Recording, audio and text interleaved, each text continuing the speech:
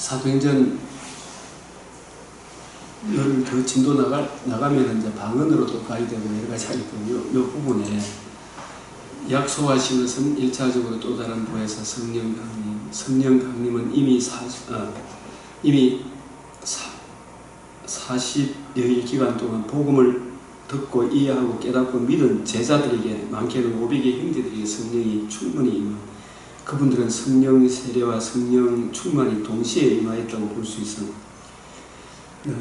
그래서 복음을 듣지 못한, 복음을 아직 알지 못하는 세상은 능히 그를 받지 못하나니, 복음을 알지 못하는 세상 사람, 유대교인이라도 복음을 안 들으면 성령을 못 받잖아요. 그죠? 이거 맞죠? 그래서 그러나 오순절 이후 회개한 그 사람들, 즉 사도들, 전도자들이 전하는 복음을 듣고 믿을 때에 성령 세례, 이 성령 세례를 거듭남으로 봐야 돼요. 이걸 뭐 불세례 뭐 자꾸 뜨거워지는 이걸 자꾸 강조하면 안 돼요. 거듭나는 거하고 성령 세례를 자꾸 다르게 보면 안 돼요. 성령 세례, 거듭남, 성령의 인침을 받게 돼. 그래서 이 성령 세례라는 이야기를 제가 이 사도행전 2장을 우리가 요거 좀 설명을 해보면,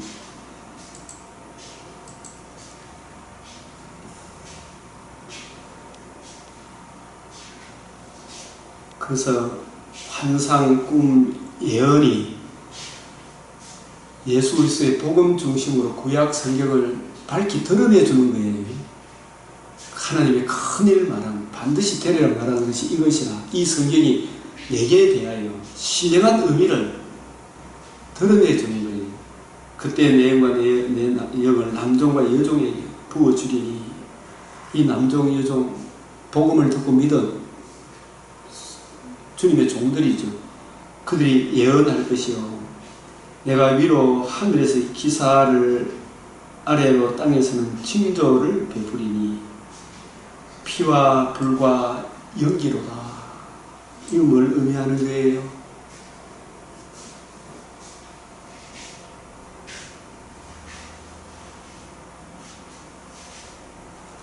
피와 불과 연기로다. 이것은 위로 하늘에서는 기사를, 아래로 땅에서는 징조를 베푸니 피와 불과 연기로다. 이 말씀도 사도행전 17장을 이렇게 같이 연결해서 이렇게 보면은, 예수 그리스도의 구속의 성취, 이 일은 사실은 믿는 자들에게는 영원한 영광, 더할 나위 없는 은혜의 복음이지만, 이 복음을 거역하는 사람들에게는 무서운 심판이 임하는 것을 포함하고 있잖아요. 그죠? 그래서 알지 못하는 시대에는 하나님이 넘어가 주셨으니 이제는 어디든지 사람에게 다 명하사 회개하라 하셨으니, 그래서 천하만민이 구원받는 유일한 길, 우리의 죄를 우리에게 돌리지 아니하고 자기 아들에게 형벌의 심판의 불을 쏟으신 계속의 이 복음을 듣고 믿는 자는 영생이, 이 복음을 듣고 믿지 않는 사람에게는 피와 불과 연기로다. 무서운 심판이 임한다는 것을 반복해서 설명하는 거예요. 그 말은 뭐냐면, 이는 정하신 사람으로 하여금, 이 정하신 사람이 누구십니까? 예수 그리스도죠. 천하를 공의로 심판할 날을 작정하시고, 이 하나님의 공의 앞에 세우도록 하기 위하여 예수님이 우리 죄를 위하여 우리의 죄를 짊어지시고 다 이루었다 하시고 살아나심으로 하나님의 의의를 이루셨잖아요. 그죠? 이 의의를 듣고 믿는 사람은 영생이지만, 이 의의를 거역하는 사람은 천하를 공의로 심판할 날이 반드시 옵니까 안 옵니까? 짧게는 한 번 죽는 것이요, 길게는 재림의 그날 아닙니까?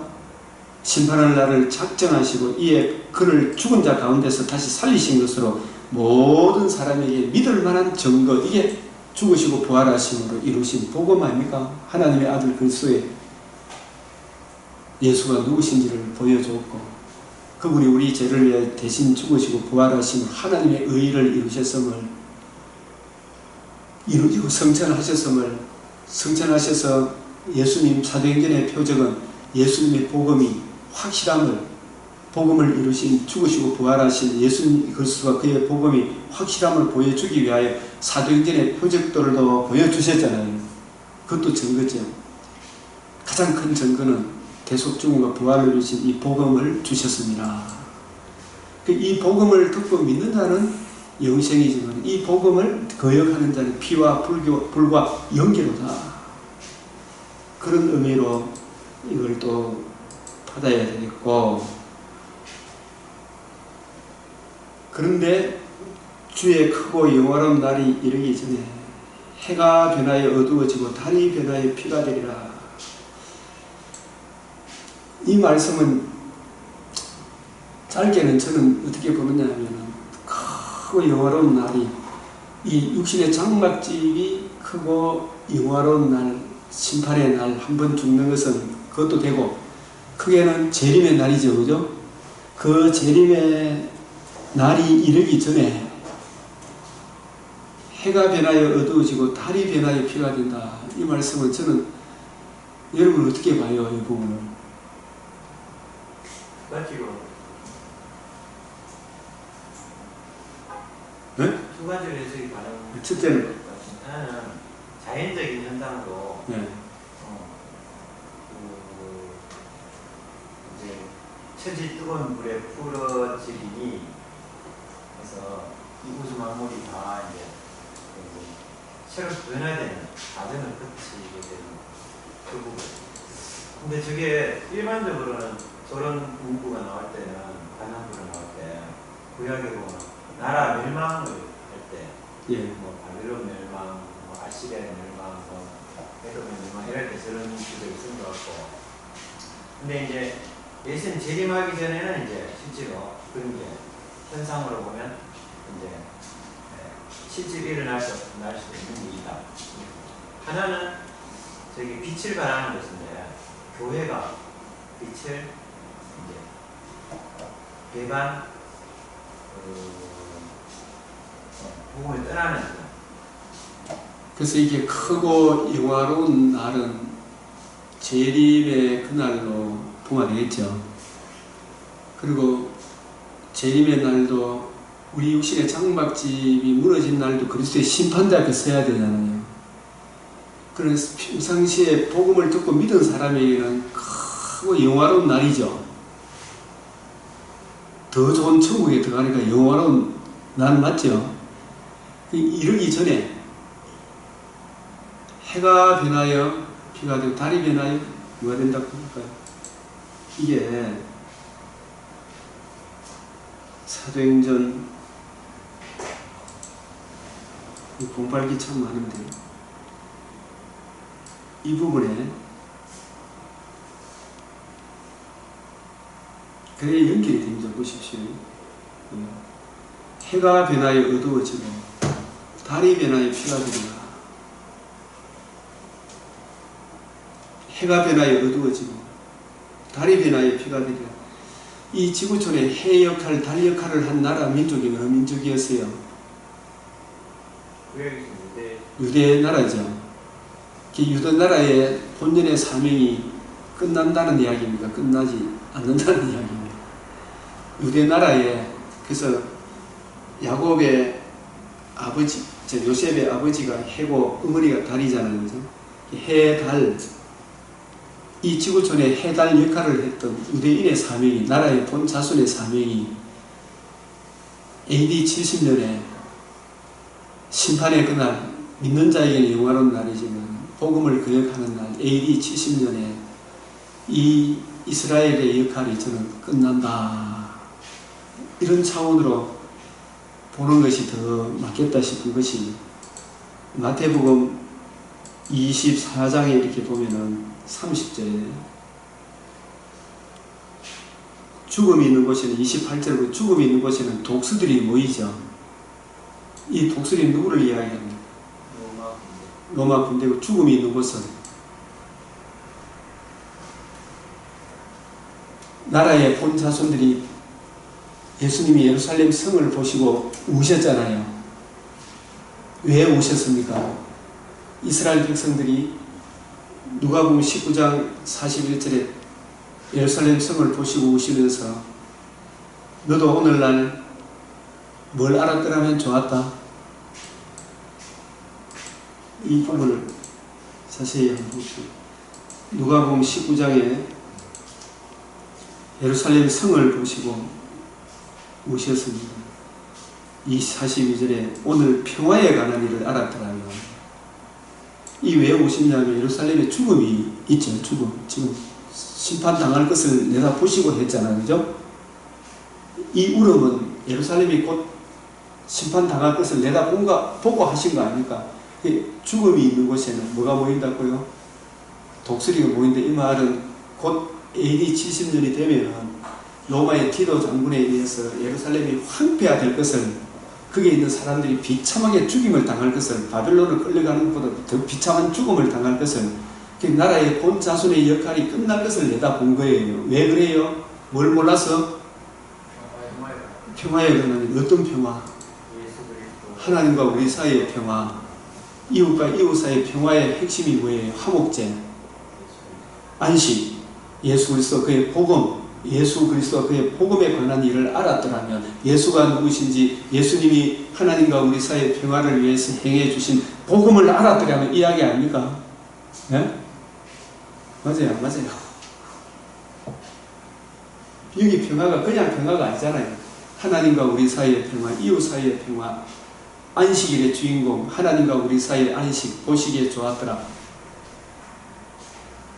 그 복음을 알았더라면, 예수 그리스도와 그의 복음, 예수님이 우리에게 행해 주신 복음에 나타난 하나님의 의의를 알았다면, 예수가 누구신지, 나를 위해서 뭘 해주셨는지를 알았더라면, 하나님과 우리 사이의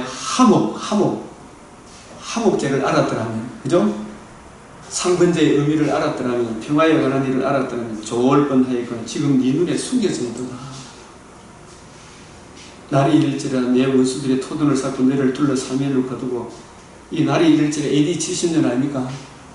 그래서 이 이스라엘이 해 역할, 달 역할을 했는데, 해가 변하여 어두워지고 달이 변하여 피가 되는 이 이스라엘이 그 역할이 끝났음을 나는 보는 거예요. 이 부분도. 그래서 이 보면, 또 너와 그 가운데 있는 내 자식들을 땅에 메어치며 돌라는 도리에 남기지 않으니 내가 보살핌 받는 날을, 이 보살핌 받는 날이 뭐예요? 지금은 은혜 받을 만의 구원의 날인데, 예수 그리스도 안에서 보살핌 주는데, 이 예수님을 거역하고 보호받으려고 하니까 보살핌이 됩니까 안 됩니까? 예? 복음을 거역하고 보살핌이 돼야, 대한민국이 예수 그리스도와 그의 복음, 자유민주주의를 빼놓고 보살핌이 돼야 안 돼요. 이 보살핌 받는 날, 지금은 은혜 받을 만한 때요 구원의 날이로다. 예수 그리스도와 그의 복음을 거역하지 마라. 이렇게 이야기하는 거죠. 그래서 여기서 보면 이런 부분에 죽음이 있는 곳에, 이 마태복음 24장에 28절에 죽음이 있는 곳에는 독수리들이 모이지. 이거 분명히 이 긍경, 중경, 원경으로 말씀하는 거죠. 그죠? 긍경으로 AD 70년을 내다보고 한 말씀 맞죠? 이걸 통해서 최후 심판, 또 육신의 장막집을 떠나는 심판을 내다보고 한 말씀 아닙니까? 그래서 그 환란 후에, 마태복음 24장인데 그 환란 AD 70년 후에 즉시 뭐가 어두워지고, 뭐가 어두워지고, 이 말씀하고 요한서 말씀하고 사도행전 말씀하고 같아요, 달라요? 이 목사님 본문, 해가 어두워지고 달이 빛을 내지 않으면 별들이 하늘에서 떨어집니다. 이 별들이 말씀을 맡은, 계시록에서는 목회자를 7별이라 하잖아요. 구약교회에는 이스라엘 왕, 제사장, 선지자가 별 역할을 안 했어요. 그들의 사명이 끝났다 이 말이에요. 하늘에서 떨어집니다. 하늘의 권능들이 흔들리리라. 해가 어두워지네요. 구약에서 태양의 역할을, 달의 역할을 했던 이스라엘의 역할이 끝났다. 그때의 인자의 징조가, 이제 AD 70년 인자의 징조, 이 징조가 뭐예요? 이걸 한번 찾아보십시오. 이 기호, 깃발, 이 징조, 이 기호가 이게 이사야서 11장 3절, 18장 이사야 11장 2절, 이사야 18장 3절, 이사야 49장 22절 만민의 기호, 깃발로 세우리니 기호가 서리니 이게 뭐냐면 천하 만민이 구원 얻는 복음이 이루어졌다. 여기 모여라. 인자의 기호가 하늘에서 보이고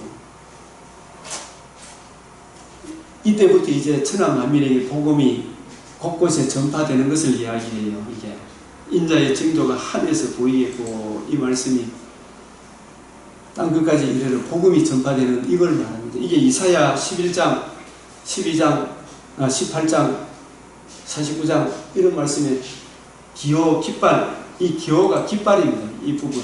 이 부분을 참고하려고 하면 박영선 목사님의 마태복음 강의 24장을 인터넷에 들어가서 한번 들어보십시오. 이 부분을 설명을 잘 해놨어요. 징조를 깃발로 보는 예, 기호. 기호로 보는 예, 헬라로 찾아줄까요? 네? 헬라로. 예, 헬라로 찾아보면 인자의 기호.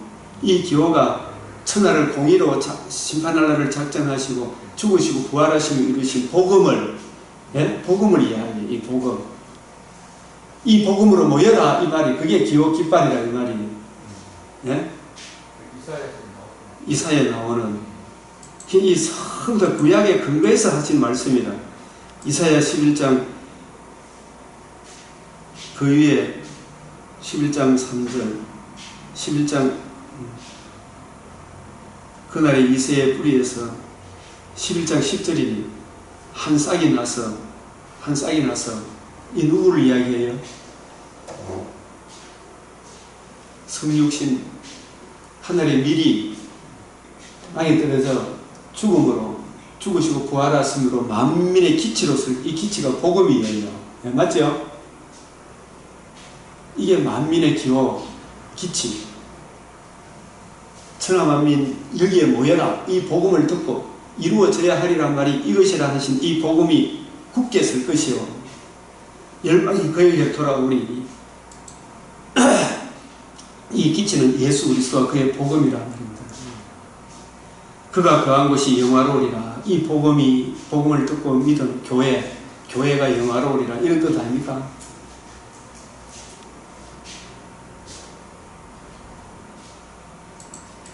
(13장 2절에도) 너희는 민둥산 위에 기치를 세우고 이 말씀도 굉장히 은혜롭더라고요. 이사야를 연구하면서 왜 민둥산에 기치를 세우라고 그랬어요? 딴 거 필요 없다. 다 없애보고 이 복음 하나만 눈에 보이면 된다 이 말 아닙니까? 예? 민둥산 위에 기치를 세우고 소리를 높게 부르면 그들을 부르며 손을 흔들어 그들을 존귀한 자의 문에 들어가게 해라. 예? 복음을 세웠습니다. 하나님 나라를 들어가도록 해라. 민둥산 위에 기치를 세우고 그럼 마태복음 24장에 요거까지 보고 세상의 모든 금이 지상에 사는 산들 위에 기치를 세우거든. 이 기치 복음이 이루어지거든. 너희는 보고 나팔을 불거든 너희는 들을지어다. 이게 딴 것까지 복음이 전파돼. 이거 들으라 이야기. 이 마태복음 24장에 이게 1차적으로는 AD 70년에 되는 걸로 보면 예. 그럼 거기 여기에서 이제 해석을 하려면 AD 70년에 성취되는 걸로 예. 해석을 해야 됩니다. 예. 긍경으로. 중경으로는 이 복음이 이제 그 이후에 복음이 세간 남방에 전파되겠죠. 그리고 종말과 함께. 그리고 종말과 함께. 이미 아직 속에서. 저기 죽음이 있는 곳에는 저 죽음 예수님의 죽음 아니 유대교의 죽음 심판으로 말미암아 이 복음을 거역하는 예? 지금 나라의 본자손들이 평화에 관한 일을 알지 못하는 예루살렘을 이야기해요. 이 죽음이 있는 곳이라면 죽음이라면 시체더미 아닙니까? 왜 이 사람들이 시체로 바짝 마른 해골이 되어 있습니까? 예루살렘이 복음을 받아들이지 않으니까 바짝 마른 해골 자체를 죽음이 있는 곳이라 그래요. 예? 이 사람들이 살았다나 죽은 사람들이죠, 그죠? 예? 그 여기에 이 사람 죽음 있는 곳이란 말은 누가복음 19장 41절, 42절로 보면 되겠죠. 이 사람들이 뭘 모르고 있어요? 평화에 관한 일을 알지 못하고 있기 때문에 그곳에는 뭐가 있는 곳이다? 죽음이 있는 곳이다. 바짝 마른 해골이다 이 말이죠. 네? 그 이스라엘을 통해서 복음을 거역하는 이스라엘을 통하여 최후 심판, 육신의 장막집이 떠나는 날 음부에 떨어지는 지옥이 있음을 보여주기 위하여 이 지구촌의 사람들이 이스라엘을 시분 케이스로 우리한테 보여주는 거 아닙니까? 이스라엘 심판 당하는 걸 보고 너희는 그러지 말라는 이야기죠. 아멘입니까? 아닙니까? 네? 납득이 갑니까? 안 갑니까? 임 목사님 생각한다고 그렇지 아멘할 시간도 없지. 근데 그 위에 보면 그 적그리스도 부분에 대해서 그래서 이게 이미 아직 속에서 이런 현상들 마태복음 24장을 또 제가 처음부터 다시 설명해야 돼요. 이 부분을 일단 이렇게 해석을 해놔 주세요. 그러면 앞에 부분도 나중에 설명을 해드릴게요. 예? 이게 시간수는 아니라는 거죠. 예. 죽음이 있는 곳이란 말은 누가복음 19장 42절에 보면 평화에 관한 일을 나라의 본자손들이 예수 그리스도와 그의 복음을 받아들입니까? 안 받아들입니까? 십자가 못 박아 죽였을 뿐만 아니라 살아난 이후에도 복음을 거역하니까 그들은 지금 바짝 마른 해골과 같은 죽음이 있는 곳이 되었다 이 말이죠. 그래서 그것을 심판하기 위하여 복음을 거역하면 반드시 심판한다는 것을 보여주기 위하여 하나님께서 디도 장군을 통해서 이스라엘을 심판하는 거죠. 그게 이제 구약의 이스라엘 역할이 이것으로 끝나는 거 아닙니까? 예? 그런 차원에서 죽음이 있는 곳에는 독수리들이 모일지니라. 이 AD 70년을 내다보고 하는 이야기예요.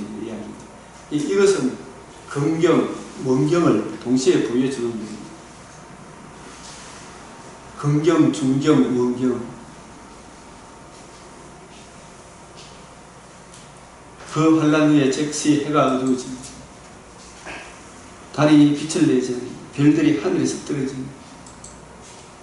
이거 전부 다 이스라엘과 이스라엘의 선생의 역할을 맡았던 왕, 제사장, 선지자, 바리새인, 사두개인 하나님의 말씀을 맡아 복음을 전해줬던 지도자들의 권능이 땅에 떨어진다. 하늘의 권능들이 흔들리리라. 그때의 인자의 징조가 이때 이후로 천하 만민의 복음이 본격적으로 전파되죠. 이게 이때부터를 후 3년 반으로 보는 거예요. 이게. 하늘에서 보이겠고 그때 땅의 모든 족속들이 통과한다는 말은 이것도 역시 스가랴 12장 10절 12절에 복음을 듣고 자기 죄를 회개하고 우리가 어찌할꼬 예수의 복음을 듣고 믿음으로 하나님의 자녀가 되는 그런 역사를 통곡하며 이 스가랴 12장 10절 12절을 인용해서 하는 이야기예요. 이 말씀이. 그래서 그들이 인자가 구름을 타고 이 말은 인자가 구름 타고 온다는 이 말씀을 재림 때만 보지 말고 성령으로 자기 종들을 통해서 천하 만민이 복음을 듣고 믿음으로 구원을 얻는 능력, 그 구원의 복음의 능력을 가지고 그 복음을 듣고 믿음으로 큰 영광으로 오는 것을 보리라. 이 이야기 참 이름 없이 빛도 없이 이 시골 땅에 복음을 전해줬던 주의 종들의 모습을 이렇게 표현하는 거예요. 능력과 큰 영광으로 이 조선 땅 한반도 땅에 이리 보아도 저리 보아도 캄캄한 어두움 아니었습니까? 예? 여기에 이름 없이 빛도 없이 멀리 갔더니 피곤하고 고나요. 처량하고 고나요. 예수 내 주여 멀리 가지 마옵시고 나와 함께 앞서서 이런 배일양 선교사 같은 분들 그죠? 저 남산 청라 언덕에 올라가 보면 그 선교사님 무덤이 있잖아 그죠? 그분들이 인자가 구름을 타고 그분들이 예수님이 성령으로 재림대로 이야기하는 것이 그분이 성령의 은혜 안에서 복음을 들고 성령의 권능으로 복음에 나타난 하나님의 의 대한민국 조선 미속이 어둠으로 끌려가는 이 민족에게 구원을 얻는 복음을 들고 큰 영광으로 오는 것을 보리라.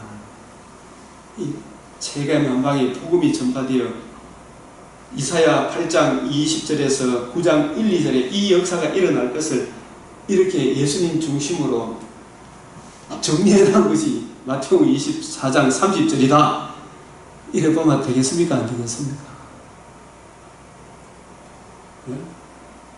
이사야 8장 21절 9장 1절 이렇게 보니까 땅을 구부하도 환난과 흑암과 고통의 흑암 뿌리니 그들이 심한 흑암 가운데 쫓겨나는데, 그런데 9장으로 딱 넘어가면 고통받던 자들에게 흑암이 없으리로다. 우리도 그랬죠. 옛적에 여호와께서 서불론 땅과 납달리 땅에 멸시를 당하게 하셨더니 후에는 히베길과 요단 저쪽 이방의 갈릴리를 영화롭게 하셨느니라. 흑암에 행하던 백성이 큰 빛을 어떻게 해서 인자가 구름 타고 능력과 큰 영광으로, 이게 예수님이 직접 오셨습니까? 자기의 종들을 통해서 오셨습니까? 성령에 충만한 주님의 종들이 성령에 건너 복음에 나타난 하나님의 의의를 들고 이 조선 땅에 복음의 빛을 전해줬을 때 그 큰 빛을 보고 복음을 듣고 믿음으로 사망의 그늘진 땅에 앉았던 이 자유 대한민국도 빛이도다.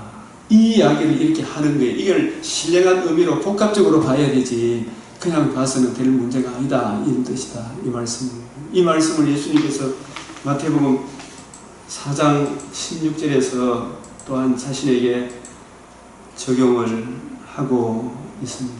그래서 서불론 땅과 납달리 땅, 요단강 저편 해변길과 이방의 갈릴리, 이리 봐도 저리 봐도 소망이 없던 이 땅에 큰 빛을 보았고 사망의 땅과 그늘에 앉은 자들이 빛이 비쳤도다. 이 이방인에게 복음이 전파될 것을 이야기하는 거예요. 그게 해가 변하여 어두워지고 달이 변하여 빛이 되고 하늘의 권능들이 별들이 땅에 떨어지고, 이게 전부 다 나라의 본 자손들의 심판에 대한 그 역할이 끝난 걸 이야기하죠. 그 역할. 육적 이스라엘의 사명은 그것으로 끝났다. 그렇게 보면서 사도행전 2장에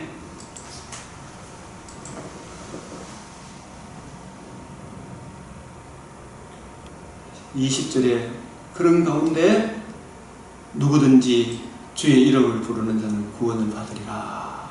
얼마나 놀랍습니까? 주의 이름을 부르는 자, 이게 요한일서를 그대로 인용한 거예요. 이사야서 모든 말씀을 총 정리한 거예요. 그래서 이 부분은 22절부터 이게 진짜 설명해야 될 부분은 내가 이 부분을 설명하고 싶어서 2장 38절 베드로가 이르되 너희가 회개하여 각각 예수 그리스도의 이름으로 세례를 받고 제사함을 받아라. 그리하면 성령의 선물을 받아. 이게 성경 세례인데, 네? 이게 이제 디아스포라 유대인들이 이제 성령의 선물을 받는 거예요. 이 복음을 듣고 믿는 사람. 이 부분을 설명하기 위해서 지금까지 설명한 거예요. 이 부분 성령 세례가 무엇인가. 여기 다음 주에 또 공부하도록 하겠습니다. 예, 질문 하나 있습니다. 예. 마태복음 24장 27절에 번개가 동편에서 나서 서편까지 본전이 같이 인자 이방도 이러하리라 할 때 이 인자 이방도 예수님 본인을 지금 말씀하시는 게 아니고, 예. 그럼 아까 설명한 그 이제 이미 긍경, 중경, 문경으로 생각하기 좋겠다 생각이 들어요. 여기 이 말씀이 예.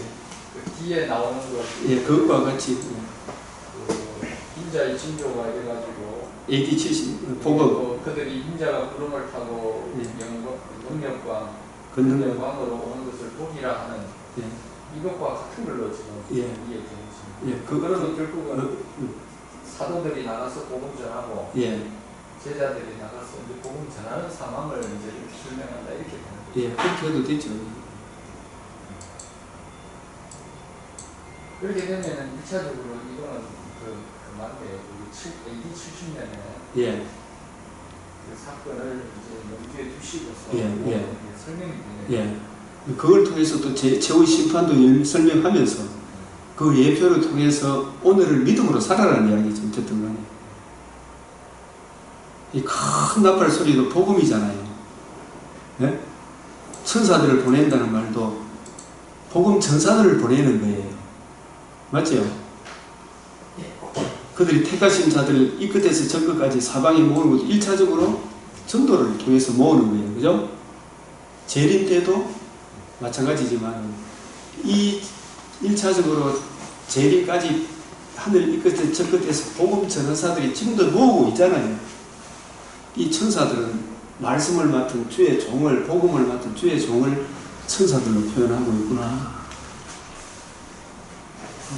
아멘. 김영호 목사님 기도하고 마칩시다. 주님, 오늘 또 귀한 시간 우리에게 주심을 감사합니다. 또 한 주간을 지나고 다음 주간 또 우리 만나서 좋은 시간 가질 수 있도록 은혜를 베풀어 주시고 우리에게 성령으로 말미암아서 마음문을 밝혀주셔서 더욱더 주의 복음의 말씀을 잘 깨닫고 믿고 살아갈 수 있게 도와주시고 정극케 하옵소서. 아멘. 예수 그리스도 이름으로 기도하옵나이다. 아멘. 수고하셨습니다. 네,